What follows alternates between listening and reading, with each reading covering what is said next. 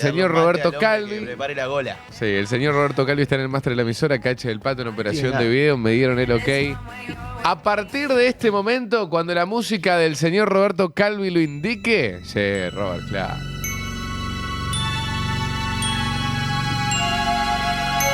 Usted ya sabe que esta música refiere a que en segundos comenzará la novela de los jueves, el momento del tipo, el momento de Juanjo, el momento en el cual él se siente un sex symbol por un rato y pone la voz como si fuera uno de ellos para contarles historias fabulosas, con una producción detallada, magnífica.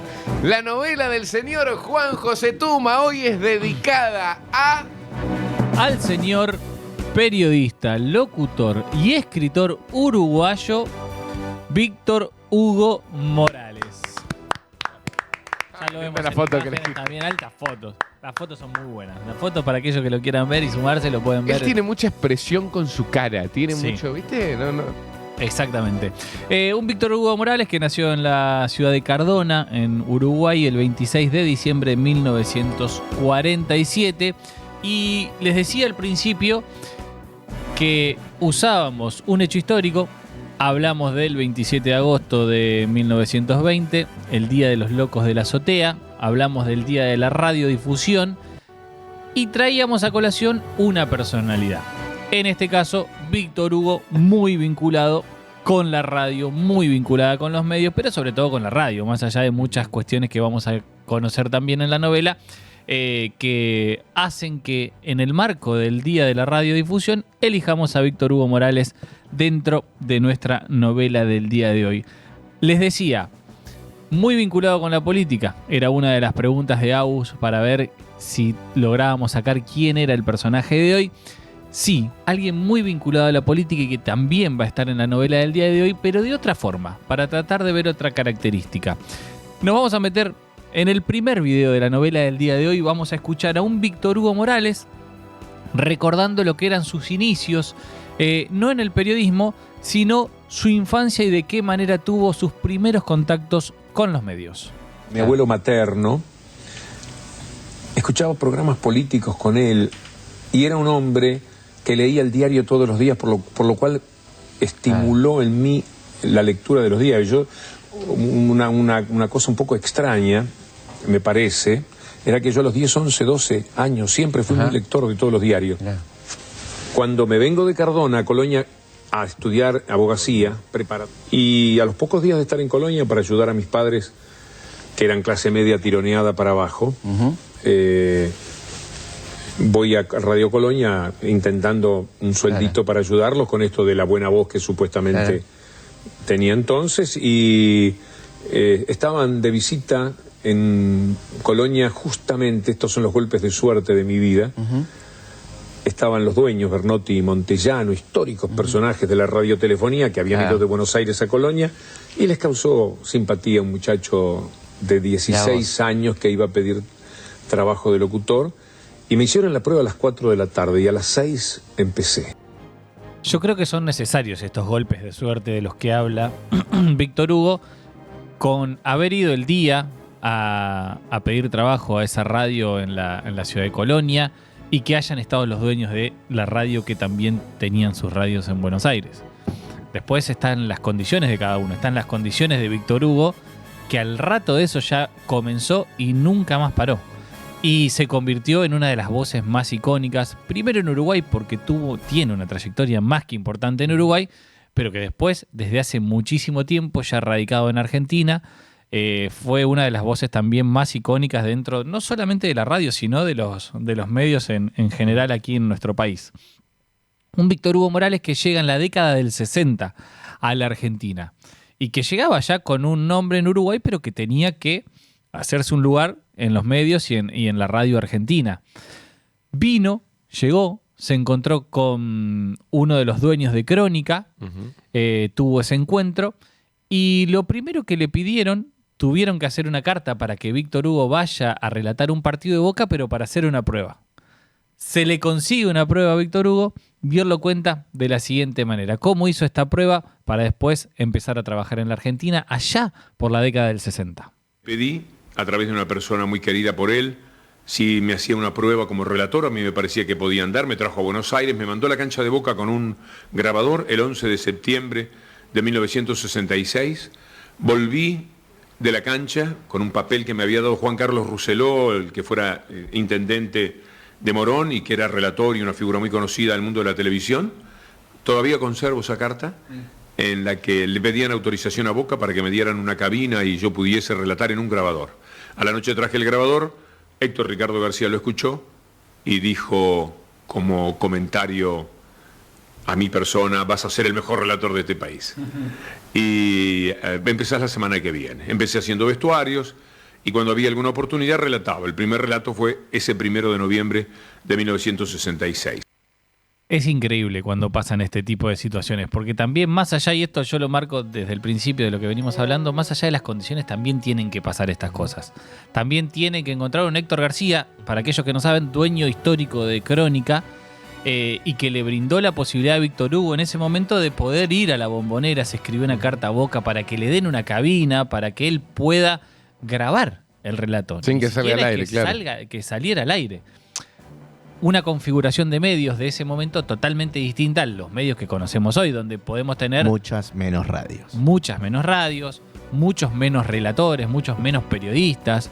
El que llegaba, como solemos decir en Santa Siesta, es porque era tope gama, y un Víctor Hugo llegó de esa manera desde Uruguay, ya con un nombre, pero que aquí en Argentina todavía tenía que hacerse su lugar.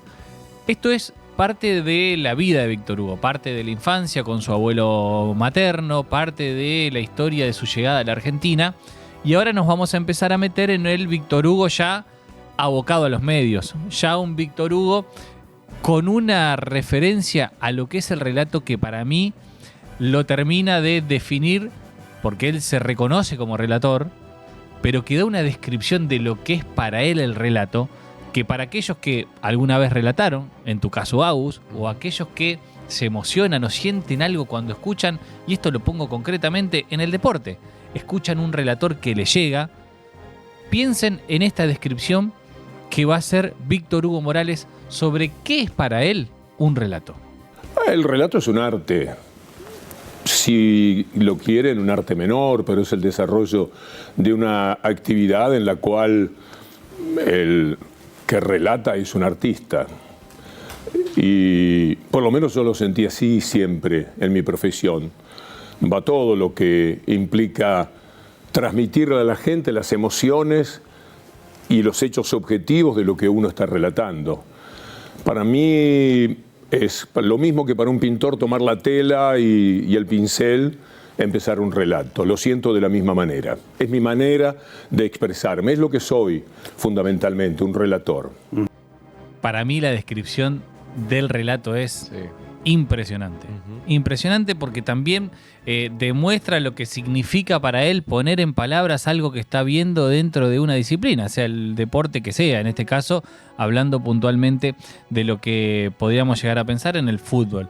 Hablamos también de un Víctor Hugo que, vinculado a la política, vinculado a los temas referidos a la política, en su momento tuvo diferencias muy importantes con César Luis Menotti. Sí. Alguien que pasó por la novela de Santa Siesta también. Pero le hacen una entrevista, entrada casi la década del 90, ya por finales de los 80, Mario Mactas, aquel periodista de TN, el del Toque Mactas, bueno, Mario Mactas, un reconocidísimo periodista, y Badía a Víctor Hugo Morales, y le empiezan a preguntar sobre su vínculo con Menotti.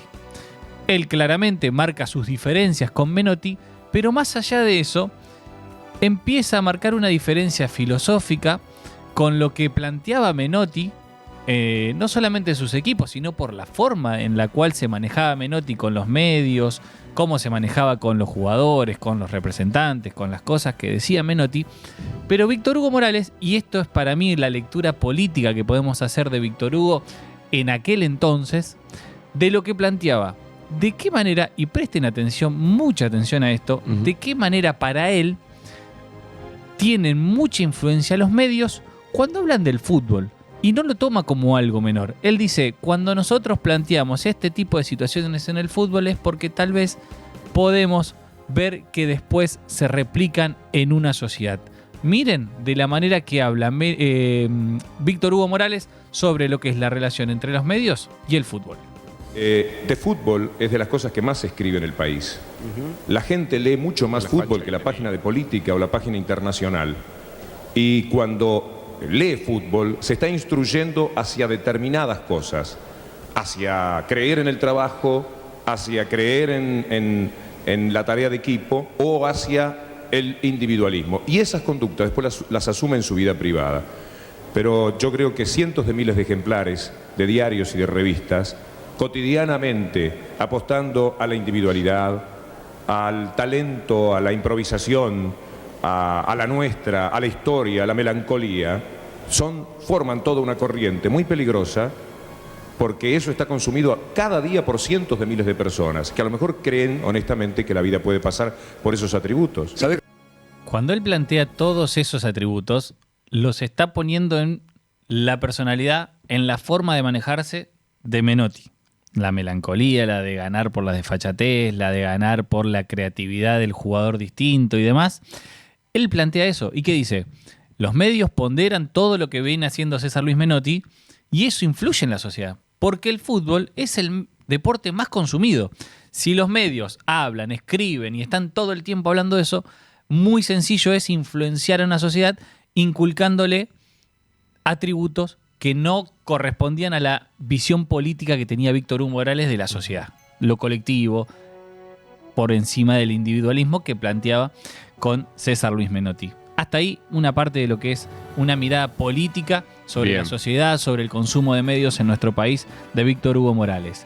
Un Víctor Hugo Morales que, lo decíamos al principio, muy vinculado con el deporte, sobre todo con el fútbol, y que lo vinculó mucho a Diego Armando Maradona.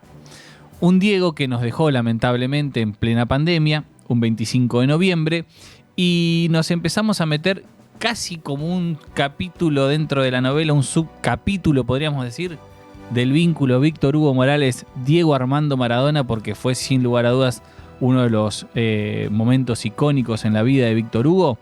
De esta manera, Víctor Hugo Morales despedía a Diego Armando Maradona. Es que no sabemos qué hacer.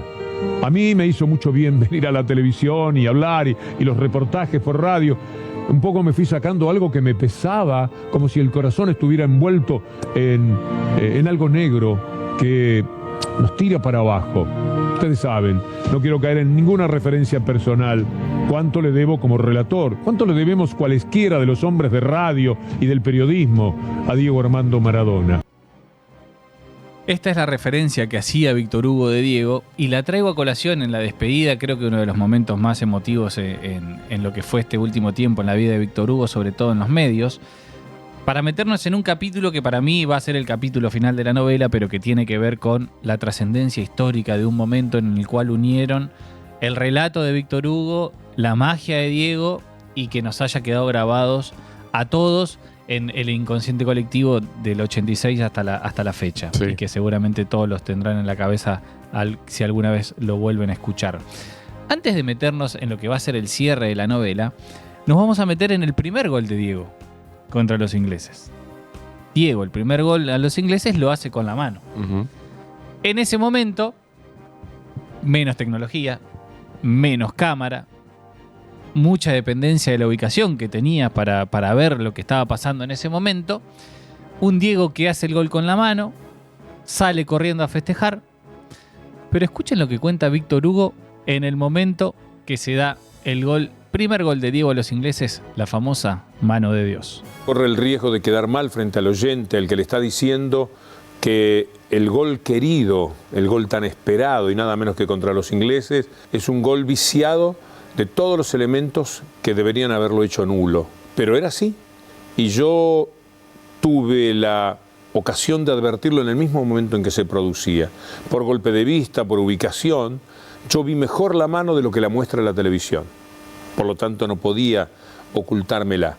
Llegué a decir, ¿qué quiere que le diga? Contra Inglaterra, hasta con la mano, este gol es para gritarlo. Y me asistía, ya hechas todas las aclaraciones, el derecho de pensar de esa manera frente a una nación que nos había hecho muchos goles con la mano 4 años antes durante la guerra. en lo que era Malvinas. Sí. Víctor Hugo en ese momento, yo lo quité de la edición, pero en ese momento él cuenta que le pregunta al Estudio Central desde México, se lo pregunta en Buenos Aires, y desde el Estudio Central le dicen no, fue con la cabeza. Y él había visto advirtió que al toque sido, que fue con la mano. Él Él advirtió visto, en el momento, sí. lo ve en ese momento. Por la En perspectiva. el relato él lo dice. Bueno, y eso también marca dos cosas. Uno, lo que él plantea en el relato, Ujú. que más allá de que era un gol que tenía que ser muy gritado por todo lo que había pasado con Inglaterra en la Guerra de Malvinas, él también había visto y tenía que decir que había sido con la mano. Pero además, y acá saco otra parte más, él termina diciendo de lo que no se hicieron, sintiéndose un argentino más después de tantos años en nuestro país de trabajar aquí. Momento de definición de la novela. Momento casi final de la novela del día de hoy. Y este es un regalo para aquellos que están del otro lado, que están disfrutando de la tarde, que están arriba del auto y que tal vez nos pueda llevar aquel mes de junio del año 1986, pleno mundial aztec, pleno mundial de México. La voz de Víctor Hugo nos va a llevar a un momento que todos los argentinos que lo escucharon y que después pudieron escuchar este relato seguramente se emocionaron. Vamos a escuchar el relato de lo que fue, no solamente para mí, sino para muchos, el mejor gol de la historia de los mundiales en la voz de Víctor Hugo Morales. Tiene Maradona, lo marcan dos, pisa la pelota Maradona, arranca por la derecha el genio del fútbol mundial y deja el tender a tocar para Borruchaga siempre Maradona, genio, genio, genio, ta, ta, ta, ta, ta, ta, ta.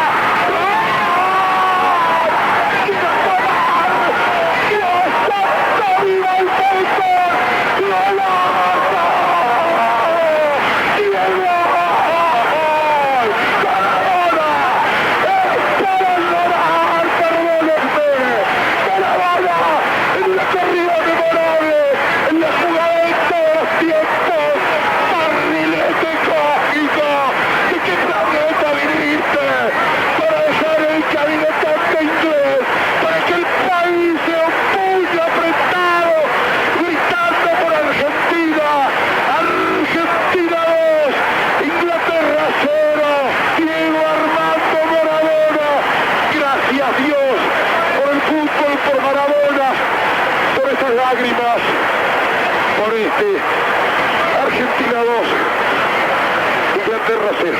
Y este es el relato incomparable por Argentina del mejor de Víctor Hugo. Aguantate un cacho, Víctor Hugo, dale. Está ganando Argentina por 2-0. Quiero pedirles disculpas por haber abandonado cualquier tipo de tono profesional. No sé si ustedes pueden comprenderlo.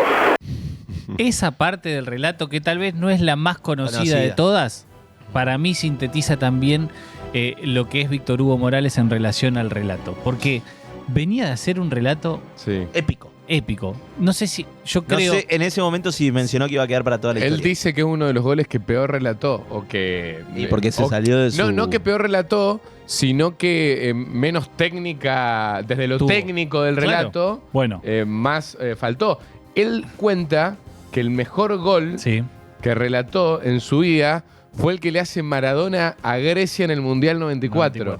Porque técnicamente es espectacular. Es un toque, una pared que creo que hace con Redondo. Y con Batistuta al final y la termina colgando del ángulo. Él cuenta que, bueno, que a nivel técnico, para él el mejor gol que relató en su carrera fue ese. Y es un Víctor Hugo que, para mí, creo en ese momento no se dio cuenta lo que había generado y cómo iba a quedar en la posteridad. Y dejé ese último fragmento porque me parecía muy representativo de él pidiendo disculpas por lo que había hecho. Y escuchen de qué manera, y nos metemos en el último video de la novela del día de hoy, escuchen de qué manera él cuenta cómo vivió ese instante, porque la verdad que después de haber hecho lo que hizo con su relato, pero no solamente con lo que dijo, que tal vez técnicamente no había sido lo mejor, pero con cada una de las palabras que utilizó, inmortalizó el gol más hermoso de todos los mundiales y de esta manera cuenta cómo fue esa experiencia. Siento que supe que Diego, en cuanto cruzó la mitad de la cancha, iba camino al gol. Pero hay una primera imagen que me parece que es la de aquel momento, que es Diego corriendo solo él por la orilla del mundo, envuelto en algo que era una burbuja muy especial, que lo presentaba como si en una fotografía vos hicieses un redondel para destacar una figura o una presencia. Después del gol yo pido disculpas como 2 o 3 veces, por lo que a mí me parecía un exabrupto. Yo me quedé muy preocupado con el relato que había hecho, porque soy un tipo más bien medido. La cuestión actoral en los relatos está, la búsqueda de metáforas, de fantasías, de un poco de locura, de despojarse de la atadura del ciudadano común y corriente para ser un poco actor. Todo eso me lo permito, pero aquí me permití demasiado. Era como si me hubiese emborrachado, quitado la ropa y hubiese salido a correr por la calle Corriente. Cuando me pasaban el gol, yo tenía esa sensación. Para mí, ese ejemplo final termina demostrando lo que significó el gol de Diego para Víctor Hugo. Terminó llevándolo a un lugar en el cual, con su relato, se metió en la épica y en la historia de todos los argentinos. Me parecía pertinente, si hablábamos de la radio, traer a colación una voz como la de Víctor Hugo Morales, que la reconozcamos entre todos, que nos lleve a aquellos momentos históricos de la selección argentina en ese momento, pero que también marcaba un poco una filosofía de vida, una ideología política, como a veces lo decimos. Siempre marco esto como un atributo de las personas. Y hago referencia a que todos tenemos una ideología política, pero que lo importante es o poder defenderla con buenos términos, pero no solo eso, sino sentirse parte y sentirse orgulloso de una ideología política. Me parece que en los valores que planteaba Víctor Hugo en esta pelea, entre comillas, con César Luis Menotti, también marca un poco lo que tiene como visión referida a la sociedad. Y es una característica de Víctor Hugo. Lo que trajimos en la novela de hoy, lo que queríamos compartir con ustedes es este Víctor Hugo relator, este Víctor Hugo de la palabra, este Víctor Hugo que enaltecía cualquier medio en el que estaba.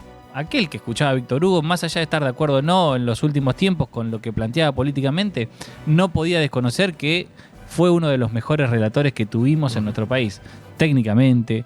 Y más allá de la técnica, cuando él plantea el relato como un arte, para mí empezaba a cerrar el círculo para ver que Víctor Hugo Morales tenía que estar en la novela de Santa Siesta, no solamente por lo que nos generó históricamente, sino por los recuerdos que nos ha dejado a lo largo de la historia del fútbol. La novela contada por el señor Juan José Tuma, hoy en honor al señor Víctor Hugo Morales.